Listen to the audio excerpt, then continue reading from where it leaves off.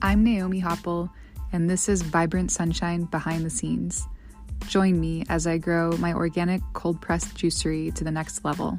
Thanks for being here. Hello. Here we are on episode 10.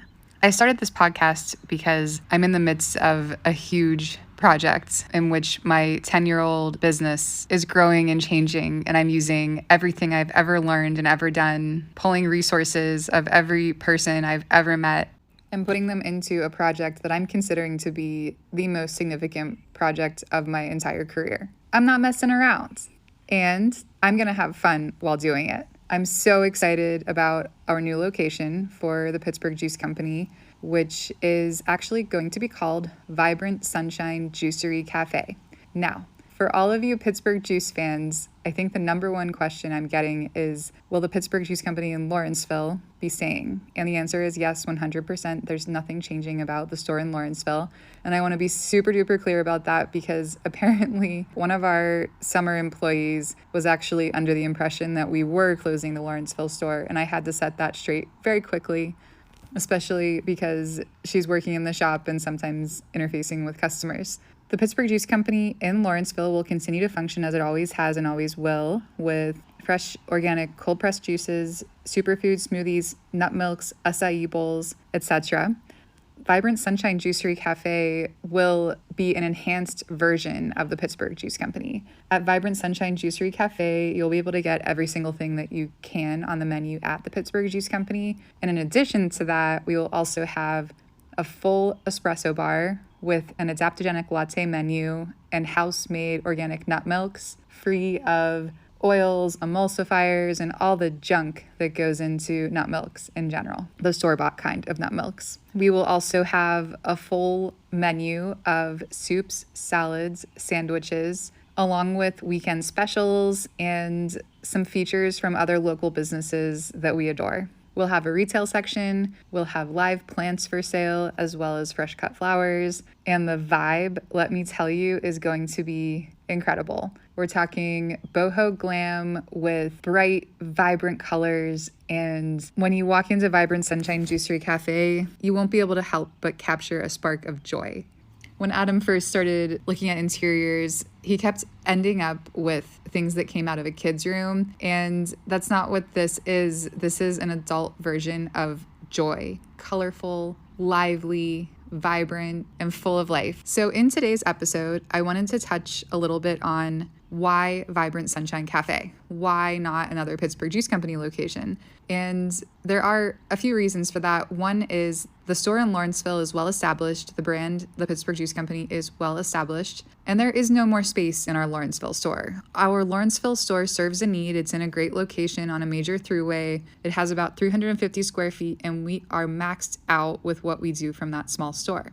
We have moved our cold pressed juice production off-site. We've done a lot of the food production off-site, and still there isn't any more that we can offer from our Lawrenceville store. So Vibrant Sunshine Juicery Cafe is going to be a location where our kitchen and wholesale operations can operate in tandem with a retail location that has a full service coffee bar, as well as the juices, the smoothies, the smoothie bowls, and the food.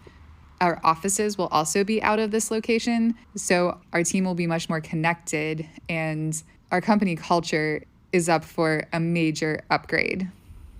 I can tell you firsthand that when a business such as ours, a product-based business in which many people are making things, is divided across locations where people cannot see other people working and can't experience the product's journey from start to finish and can't physically see what goes on in the rest of the business, a lot of misconceptions take place, and it causes some friction between members of the team because it's easy to imagine that you're pulling all the weight when you don't see all the weight that's being pulled.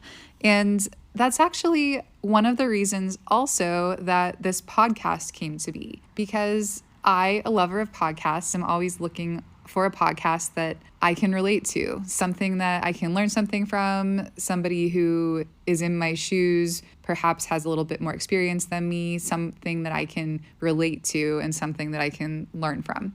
I have a lot of podcasts that I love. Most of them are in areas that I'm interested in, but that I'm not an expert in. And I do enjoy listening to business podcasts, but what I find is that food service and product-based business owners don't really talk about what they're doing. And a lot of that is because they're so busy doing it. But the work that we do, the problems that we encounter conceptually in the visionary stages of our business, in the operational stages of our business, in the management roles of our business, so much of that work is done behind closed doors.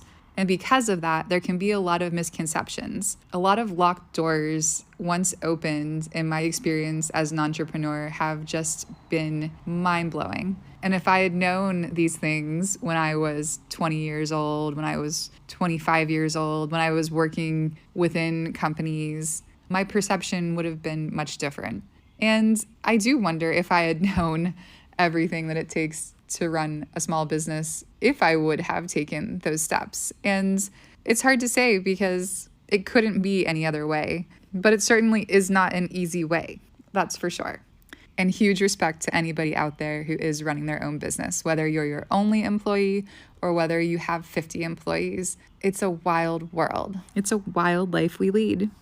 So anyway, this podcast is about sharing, using my voice and documenting this next big step in my business. Because when you're in a project, when you're in a construction phase, when you're building something, whether it be conceptual or physical, it seems like it will never be done. It seems like this project is going on forever, and it's hard, it's difficult. But when the project is done, when the house is finished and you get to move in and live in it, it's easy to forget that the building ever happened. So this is a documentation and a way of sharing, and I hope that I can inspire someone else in their entrepreneurial journey or just in life. Also, I love that some of my team members are listening because they are the heart of this new phase of our business. And I'm so grateful for the team that we have and so excited about growing it as we move forward. Anyway, why Vibrant Sunshine? In 2020, we launched our wholesale juice line, and we decided to do it under the Pittsburgh Juice Company, even realizing then that that would be a limiting factor as far as the local, regional aspects. Would people in California be interested in drinking juice that said Pittsburgh on it? Would people in New York want to have juice that said Pittsburgh on it? And I will say the answer over time is yes. And surprisingly, it's hard to find a juice company that really makes 100% juice. There's a lot of watered down products out there in this day and age. There's a lot of juice that comes frozen in giant drums and then thawed, mixed, and put on the shelf for super cheap. That's how you get your cheap $3 juices that you see at the grocery store. There are not that many companies that actually do the work, use fresh products, have integrity, and the flavor and the way these juices make you feel really speak for themselves. So there are some people who know about us and who go out of their way to find us. But even though we decided to launch our wholesale line under the Pittsburgh Juice Company, when we decided to launch a kombucha line in 2021, it was clear that it couldn't be the Pittsburgh Juice Company. So then we came into the Pittsburgh Kombucha Company. Do we really want to continue with this hyper regional name? And we decided to move forward with a different name. And I ended up doing a lot of branding work, speaking with my trademark attorney, who had a lot of great advice about how to find a clean brand, how important it was to be able to find a clean brand as well as a URL that you could capture and own both of. And then I had to get back into what our core values are and what the mission is of our business. At the end of the day, our business, the Pittsburgh Juice Company, and now Vibrant Sunshine, is based upon plants, fruits, and vegetables that grow in the earth under the vibrant sunshine. Our business is simple. We provide nutritious foods that provide energy in one of its most pure forms. Energy from plants that derive their own energy from the sun and that we consume directly. When I think about a plant-based diet, I think most about the fact that the energy we consume directly from plants, and specifically raw plants, is firsthand energy. Whereas if you eat meat or if you cook food, there's an extra layer between the nutrition and what you're actually able to extract in your own body. Now, this is a little bit philosophical, and your first reaction to this might be a little bit hesitant, but it's one of the most simple concepts in the world. But because we are so attuned to the standard American diet, things like this that are so simple can seem scary or weird. Just the way people look at a green juice and get scared about it, and then they'll turn around and drink a Mountain Dew that's like glow-in-the-dark sugar, chemical, who knows what. Why are we not afraid of the radioactive colored soda pop full of sugar, but we're scared to death of the most natural thing and simple thing that you could drink that's grown straight from the earth? Anyway, Vibrant Sunshine. Aside from the plant-based nutrition aspects and the energy of the sunshine, Vibrant Sunshine also denotes joy, because that's a huge part of my business. The colorful, happy, joyful, vibrant juices. And we're really trying to embody that in our retail program, in which we will be selling fun, happy, and plant-centric items. Things are really getting exciting. We are less than 2 months to the ribbon cutting ceremony, which will be followed by our soft opening weekend. I'll make sure that you guys know about it first and foremost. I'll even give you a secret password that you can use at the coffee counter during the soft opening. This week, the plumbers have finished their rough-in. There's an impressive amount of pipes coming out of our floors and our walls, and we're ready to close things back up again as soon as they're inspected. The studs are also up, and next week, electrical will be completed, and we'll be able to start closing up the walls, drywall, paint. At that point, we'll put in the sun tunnels for additional daylight behind our bar and in our service areas. And then it's fixtures, finishes, carpentry, the stuff that takes the longest and the stuff that's the most fun. I'm so excited to see my vision play out, and I can't wait to show you what we've been planning. Well, that's all I've got for today. Thank you so much for being here. I'll talk with you next time.